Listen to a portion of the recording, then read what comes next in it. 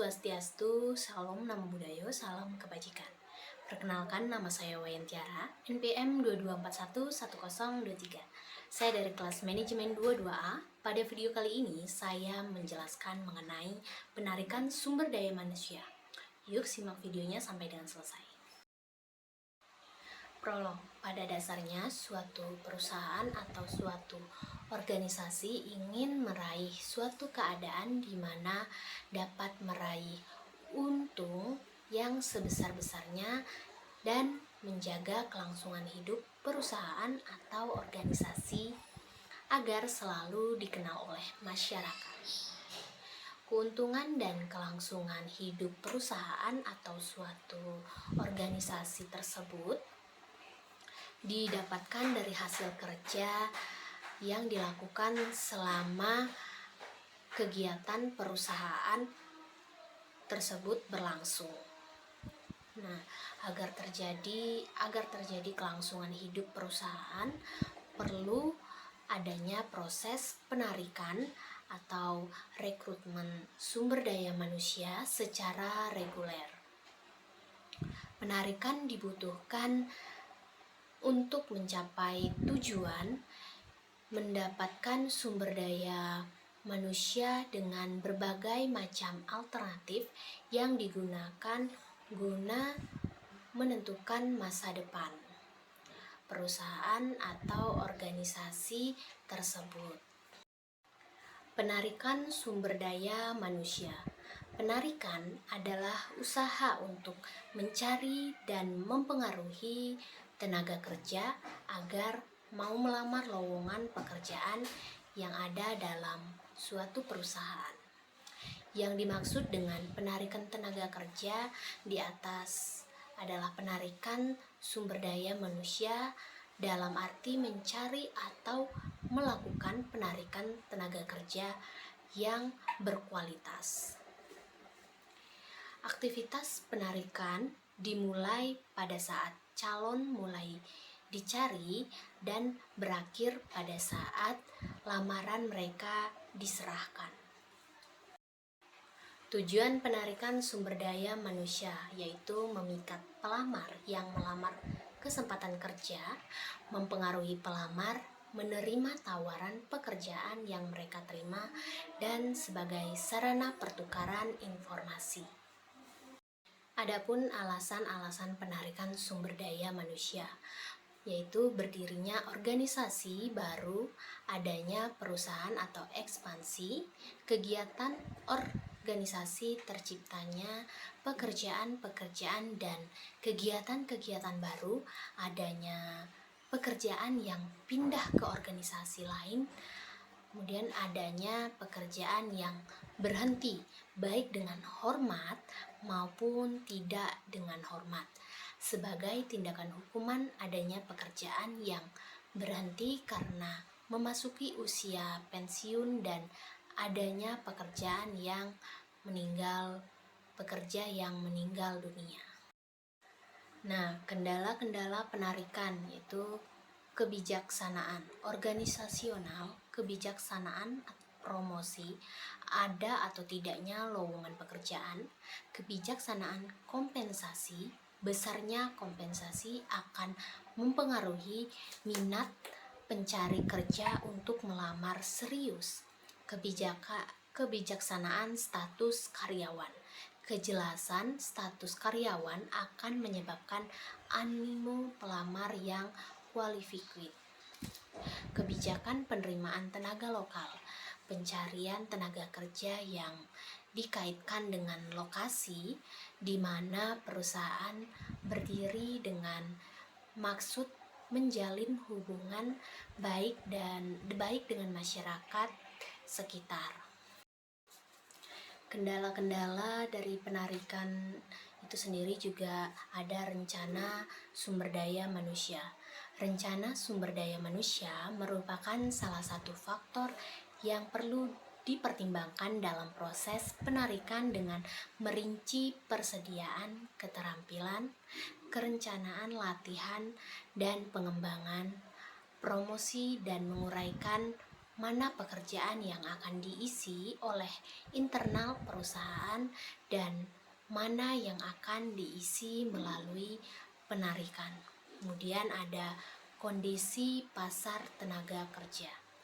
Harga tenaga kerja ditentukan oleh kekuatan suplai dan demand atau pencari kerja dan kebutuhan perusahaan.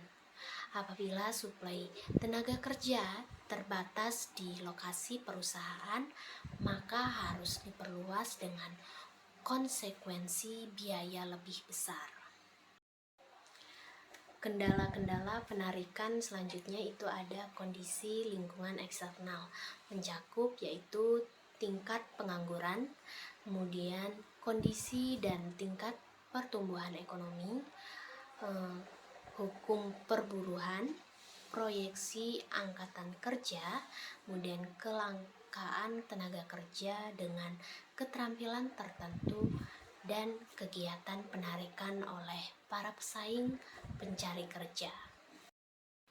Selanjutnya, kendala-kendala penarikan itu sendiri juga ada persyaratan jabatan. Syarat jabatan merupakan kendala dalam penarikan. Misalnya, menarik tenaga terampil lebih sulit dibandingkan dengan tenaga tidak terampil. Oleh karena itu, Departemen Personalia perlu mempelajari permintaan jabatan dan informasi analisis jabatan dan pendapat para manajer. Kemudian ada kebiasaan pelaksanaan penarikan. Keberhasilan pelaksanaan penarikan masa lalu akan memudahkan dalam pengambilan keputusan penarikan. Sebaliknya, kesalahan masa lalu akan menjadi hambatan pula dalam penarikan. Setelah ada kendala-kendala penarikan dan juga ada sumber-sumber penarikan tenaga kerja. Yang pertama itu ada sumber penarikan dari dalam perusahaan. Menempelkan pemberitahuan di papan pengumuman pekerjaan atau job posting. Buletin perusahaan secara lisan disampaikan dalam rapat karyawan, riwayat kerja karyawan atau personal record.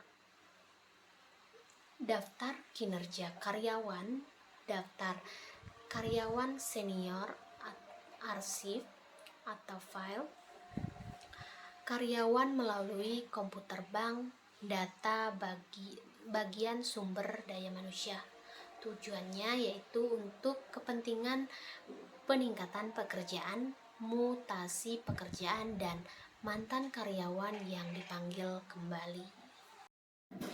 Sumber-sumber penarikan tenaga kerja selanjutnya ada sumber penarikan dari luar perusahaan, yaitu ada walk-in applicant, penarikan sumber daya manusia di mana pelamar atau pencari pekerjaan datang sendiri ke perusahaan.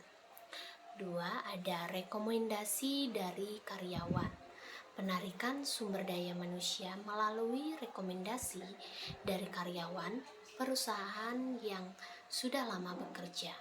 Kemudian ada iklan di media massa. Penarikan sumber daya manusia dengan cara memasang iklan di media massa dilakukan dengan 2 cara, yaitu 1-8, yaitu nama organisasi dan bagaimana melamar disebutkan dalam iklan itu. Kemudian ada blind ad, tidak menyebutkan nama perusahaan. Pelamar yang berminat diminta mengirim lamaran ke PO Box dengan nomor tertentu pada kantor pos. Sumber-sumber penarikan tenaga kerja itu sendiri juga ada serikat pekerja. Penarikan sumber daya manusia dari karyawan yang terampil dari organisasi karyawan, misalnya serikat buruh, tukang pipa telah mempunyai daftar tukang pipa yang sedang mencari lowongan pekerjaan. Kemudian ada perusahaan penempatan tenaga kerja, penarikan sumber daya manusia melalui kantor penempatan tenaga kerja baik swasta maupun pemerintah yang berbadan hukum.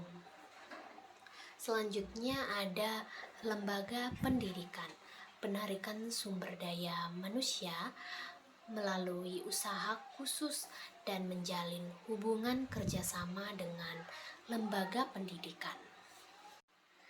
Sumber-sumber penarikan tenaga kerja selanjutnya yaitu ada nepotisme, penarikan anggota keluarga untuk menjadi bagian dari organisasi atau perusahaan tidak berdasarkan keterampilan. Selanjutnya ada asosiasi profesional, penarikan sumber daya manusia dari organisasi profesional seperti Kadin, HIPMI guna menampung tenaga profesional untuk mendapatkan pekerjaan. Selain itu juga ada operasi militer, penarikan sumber daya manusia dari militer yang telah berakhir masa tugasnya, biasanya memiliki tenaga terampil tertentu yang dapat dimanfaatkan oleh perusahaan, misalnya tenaga mekanik, pilot, dan lain sebagainya. Nah, selanjutnya ada proses penarikan, yaitu ada pembuatan rencana untuk merekrut, kemudian menyusun strategi untuk merekrut, lalu mencari pelamar kerja dan menyisihkan pelamar yang tidak cocok dan mempertahankan kumpulan pelamar. Kemudian ada evaluasi penarikan. Suksesnya fungsi penarikan dapat dilihat dari beberapa kriteria sebagai jumlah, yaitu jumlah pelamar, jumlah usulan tentang pelamar yang diajukan untuk diterima, kemudian jumlah penerimaan atau pelamar yang diterima, dan jumlah penempatan karyawan yang berhasil. Nah, berikut ini adalah skema penarikan tenaga kerja. Yaitu ada perencanaan SDM, kemudian analisis pekerjaan, lalu mengarah ke lowongan pekerjaan, kemudian penarikan tenaga kerja, kemudian menjadi dua, yaitu sumber dari dalam perusahaan dan sumber dari luar perusahaan, kemudian melamar yang memenuhi syarat. Nah, inilah bentuk dari skema penarikan tenaga kerja. Baiklah, mungkin itu saja yang bisa saya sampaikan mengenai penarikan sumber daya manusia. Saya akhiri. Wassalamualaikum warahmatullahi wabarakatuh. Om Santi Santi Om. Terima kasih.